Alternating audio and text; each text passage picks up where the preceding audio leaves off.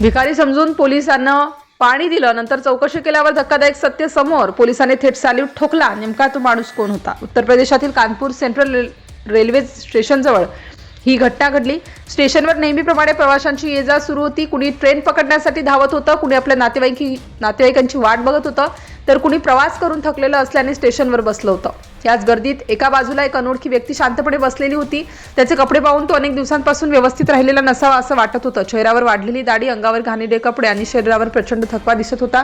त्याच्याकडे पाहिल्यानंतर तो कुठून आला, कुठे जाणार आहे किंवा त्याच्यासोबत काय घडलंय याची कल्पनाही कुणाला नव्हती. तो फक्त शांत बसला होता आणि जणू काही त्याच्यात उरलेली शेवटची ताकदही संपत चालली होती. अशाच वेळी आरपीएफच्या एका इन्स्पेक्टरची नजर त्याच्यावर पडली. पोलीस इन्स्पेक्टरने त्या व्यक्तीला पाहिलं आणि त्याची अवस्था लक्षात आली. तो खूप तहानलेला असल्याचं लक्षात आलं. इन्स्पेक्टरने त्याच्याशी संपर्क साधला आणि त्याला पिण्यासाठी पाणी दिलं. त्या क्षणी पोलीस अधिकाऱ्याच्या मनात कोणताही संशय नव्हता. समोरचा माणूस एक गरजू व्यक्ती आहे, त्याला थोडी मदत मिळावी एवढा साधा विचार त्याच्या मनात होता. त्या व्यक्तीने पाणी घेतलं आणि अक्षरशः घाईघाईने पाणी प्यायला सुरुवात केली. जणू कित्येक तास नव्हे तर कित्येक दिवसांपासून त्याला पाण्याची आस लागली होती. पाणी प्यायल्यानंतर त्याने इन्स्पेक्टरकडे पाहिलं आणि त्याचे आभार मानले. पण पुढच्या क्षणी इन्स्पेक्टरच्या लक्षात एक अशी गोष्ट आली ज्यामुळे त्याच्या मनातला संशय आणखी वाढला. कारण त्या व्यक्तीने पोलीस अधिकाऱ्याचे आभार इंग्रजी भाषेत मानले. साधारणपणे स्टेशनवर भिकारी म्हणून दिसणाऱ्या त्या व्यक्तीकडून स्पष्ट इंग्रजी ऐकण्याची पोलिसांना अपेक्षा नव्हतीच. इन्स्पेक्टरने त्याच्याकडे पुन्हा बारकाईने पाहिलं.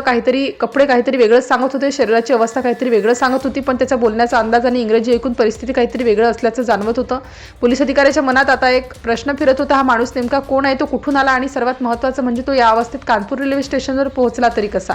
इन्स्पेक्टरने त्याच्याशी बोलायला सुरुवात केली. हळूहळू त्याच्या आयुष्याचा एक असा अध्याय समोर येऊ लागला ज्यावर सुरुवातीला विश्वास ठेवणं कठीण होतं. पोलिसांनी त्याला काही साधे प्रश्न विचारायला सुरुवात केली. नाव काय, कुठे राहता, इथे कसे आलात, घरी कोण आहे. सुरुवातीला तो काही वेळ शांत राहिला. चेहऱ्यावर वेदना स्पष्ट दिसत होत्या, जणू काही त्याला भूतकाळ आठवण्याचीही भीती वाटत होती. पण पोलीस अधिकाऱ्यांनी त्याच्याशी माणुसकीने संवाद साधला आणि त्याला विश्वास दिला.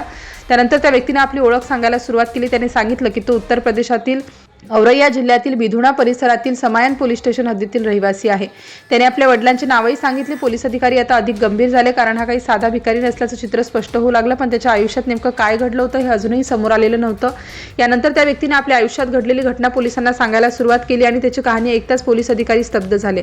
त्याने सांगितलेल्या घटनेची सुरुवात साधारण 2 वर्षांपूर्वी झाली. तारीख होती 26 जून 2022. त्या दिवशी तो घरातून पैसे काढण्यासाठी बिधुणा परिसरात आला होता.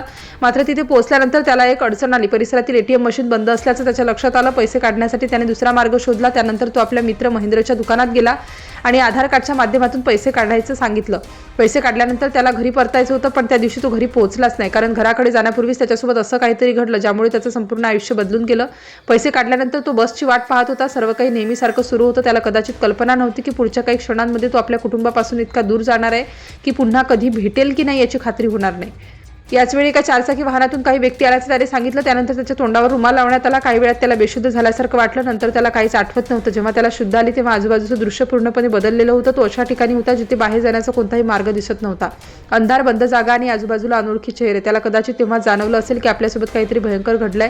त्याच्या म्हणण्यानुसार त्याच्यावर मारहाण करण्यात आली. त्याच्याकडील एटीएम कार्ड, रोख रक्कम आणि एटीएमचा पिन घेण्यात आला. पण हे सगळं इथेच थांबलं नाही. ज्यांना तो ओळखत नव्हता त्यांच्या ताब्यात तो अडकला होता. दिवस पुढे जात होते आणि त्याची सुटका होत नव्हती. बाहेर त्याच्या कुटुंबियांना वाटत असेल त्याचा शोध कोण घेत असेल, काय झालं असेल याची कल्पना त्याला नव्हती.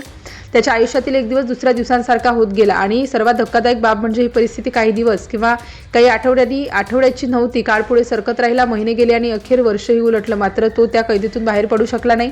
त्या काळात त्याला सकाळी मजुरीचं कठीण काम करण्यासाठी बाहेर नेलं जात असल्याचं त्याने सांगितलं. दिवसभर काम करून घेतल्यानंतर पुन्हा त्याला बंद करून ठेवण्यात आलं होतं. म्हणजेच त्याचं आयुष्य एका ठरलेल्या चक्रात अडकलं होतं. सकाळ झाली की काम, दिवसभर कष्ट आणि संध्याकाळ झाली की पुन्हा बंदिस्त जीवन. बाहेरचं जग त्याच्यासाठी जणू अस्तित्वातच नव्हतं. कुटुंबीय कुठे गेले आहेत, आत काय वाटतंय, त्यांना काय वाटतंय, त्यांचा शोध घेतला जातोय का, तो जिवंत आहे की नाही यापैकी कोणत्याही प्रश्नाचं उत्तर त्याच्याकडे नव्हतं. दिवसेंदिवस त्याची शारीरिक आणि मानसिक अवस्था खराब होत गेली आणि कदाचित याच काळाने त्याला इतकं तोडलं की तो 2 वर्षानंतर जेव्हा बाहेर पडला तेव्हा त्याचं रूपच पूर्णपणे बदलून गेलं. पण आता प्रश्न असा होता की 2 वर्षानंतर तो त्या ठिकाणातून बाहेर कसा पडला. ही गोष्ट त्याने पोलिसांना सांगितली तेव्हा त्याच्या कहाणीतील एक धक्कादायक भाग समोर आला. त्याने कसा तरी त्या कैदीतून स्वतःची सुटका करून घेतली आणि तिथून पळून जाण्यात यश मिळवलं. 2 वर्ष ज्या व्यक्तीला बाहेरचं जग पाहता आलं नव्हतं तो आता अचानक मोकळा झाला होता. पण स्वातंत्र्य मिळालं होतं तरी त्याच्याकडे ना व्यवस्थित कपडे, ना पैसे, ना सुरक्षित ठिकाण, ना घरी जाण्याचा स्पष्ट मार्ग. तो फक्त पुढे चालत राहिला. भूक, तहान आणि थकवा यामुळे त्याची अवस्था आणखी बिकट होत गेली. अखेर भटकत भटकत तो कानपूर सेंट्रल रेल्वे स्टेशनवर पोहोचला आणि तिथे एका कोपऱ्यात बसून तो पाण्याची वाट पाहत होता. याच अवस्थेत तो पोलीस इन्स्पेक्टरच्या नजरेस पडला. सुरुवातीला त्याला फक्त एक गरजू भिकारी समजलं गेलं, पण एक ग्लास पाण्याने या संपूर्ण कहाणीला वेगळं वळण दिलं. जर त्या इन्स्पेक्टरने त्या व्यक्तीकडे दुर्लक्ष केलं असतं तर त्याला पाणी दिलं नसतं किंवा त्याच्याशी संवाद साधला नसता तर कदाचित ही कहाणी इतक्या लवकर समोर आली नसती. त्या एका छोट्याशा माणुसकीच्या कृतीमुळे 2 वर्षांपासून हरवलेला एक माणूस पुन्हा आपल्या कुटुंबापर्यंत पोहोचण्याची शक्यता निर्माण झाली. इन्स्पेक्टरने त्याच्याकडून घरचा फोन नंबर घेतला आणि कुटुंबियांशी संपर्क साधण्याचा प्रयत्न केला. फोन लावला गेला आणि दुसऱ्या बाजूला असलेल्या कुटुंबियांना जे सांगण्यात आलं ते ऐकून त्याच्या पायाखालची जमीन सरकली. कारण ज्या व्यक्तीला त्यांनी जवळपास 2 वर्षांपासून हरवलं होतं, जिवंत आहे की नाही याची खात्री नव्हती, तो अचानक जिवंत असल्याची बातमी त्यांना मिळाली. कुटुंबियासाठी हा क्षण आनंदाचा होता, पण त्यावेळी ते विश्वास बसणाराही नव्हता. 2 वर्षांपासून बेपत्ता असलेला आपला मुलगा अचानक रेल्वे स्टेशनवर सापडतो आणि त्याची अवस्था अशी असते की स्वतःच्या कुटुंबाला त्याला ओळखणं कठीण जावं. त्या व्यक्तीच्या घरच्यांशी संपर्क झाल्यानंतर या संपूर्ण घटनेचं गूढ आणखी स्पष्ट होऊ लागलं. पोलिसांसमोर आता एक केवळ भिकारी नव्हता, तर 2 वर्षांपासून कुटुंबापासून दूर असलेला एक बेपत्ता माणूस उभा होता. या संपूर्ण घटनेत सर्वात विचार करायला लावणारी गोष्ट म्हणजे पहिल्या नजरेत ज्याला प्रत्येकाने भिकारी समजलं त्याच्या मागे इतकी मोठी कहाणी दडलेली होती. अंगावरचे मळलेले कपडे, वाढलेली दाढी, थकलेला चेहरा आणि भुकेल्या तहानलेल्या अवस्थेमुळे त्याची ओळखच बदलून गेली. पण एका पोलीस अधिकाऱ्याने त्याच्याकडे केवळ त्याच्या दिसण्यावरून दुर्लक्ष केलं नाही, तर त्याला पाणी पाजलं, त्याच्याशी संवाद केला आणि ज्याला स्टेशनवर भिकारी समजून बसलेला तो माणूस प्रत्यक्षात आपल्या कुटुंबापासून तब्बल 2 वर्षांपासून दूर होता हे पोलिसांच्याही लक्षात आलं. आता तुम्ही विचार करा, एखादा माणूस अचानक तुमच्या आयुष्यातून गायब झाला आणि तब्बल 2 वर्षांनी तो तुम्हाला अशा अवस्थेत रेल्वे स्टेशनवर सापडला तर त्या क्षणी तुमची अवस्था काय होईल? ज्या व्यक्तीच्या जिवंत असण्याची ही खात्री नव्हती तो अचानक समोर उभा राहतो आणि त्याच्या अंगावरचे कपडे, चेहरा आणि अवस्था पाहून त्याच्या मागची खरी कहाणी कुणालाच कळत नाही. या घटनेत एका पोलीस अधिकाऱ्याने दाखवलेल्या छोट्याशा माणुसकीमुळे मात्र सत्य बाहेर आलं.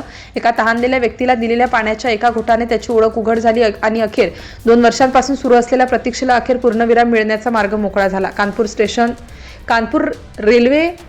कानपूर सेंट्रल रेल्वे स्टेशन जवळील हा प्रसंग त्यामुळे एका व्यक्तीच्या सुटकेची कहाणी नाही, तर ही कधीकधी एखाद्याच्या दिसण्यापलीकडे पाहिलं की एखाद्या अनोळखी व्यक्तीची 2 शब्द माणुसकीने बोललं तर त्याच्या मागे दडलेली संपूर्ण त्याच्या आयुष्याची कहाणी समोर येऊ शकते याची जाणीव करून देणारी ही एक महत्त्वपूर्ण घटना घडली आहे.